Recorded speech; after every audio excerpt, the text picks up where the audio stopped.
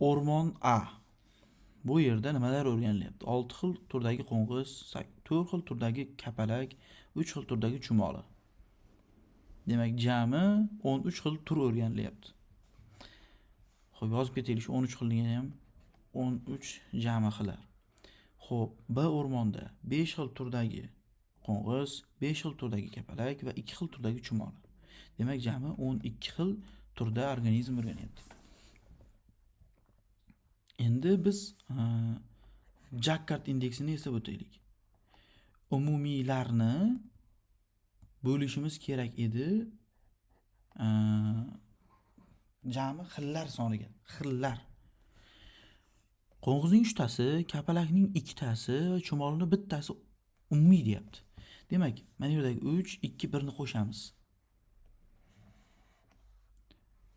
3 plus 2 plus 1.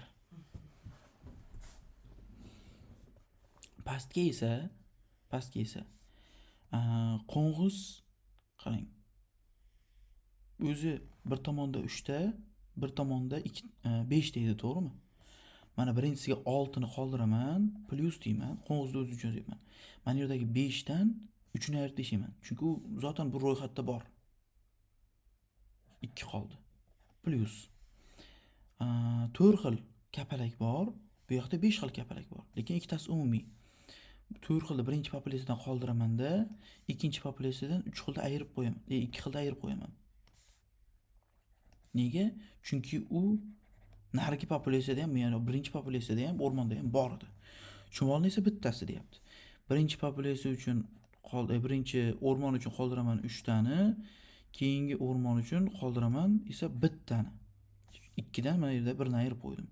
Nima uchun bunday qilganimiz menimcha tushunarli bo'ldi. Xo'p, endi nima qilamiz buni? Tepani qo'shsak 6 bo'ladi, pastni qo'shsak 12, 19 bo'lyapti. 19. Bu deyarli 1/3 ga tortyapti.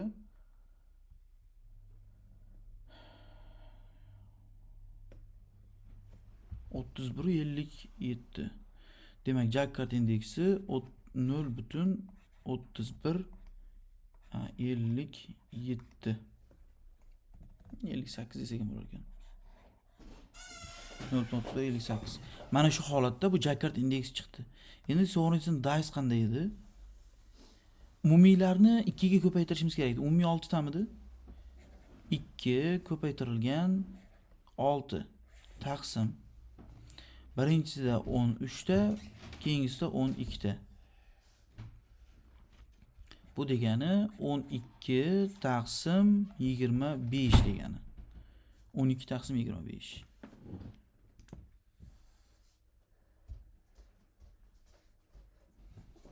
Bu 0,48 ni beradi.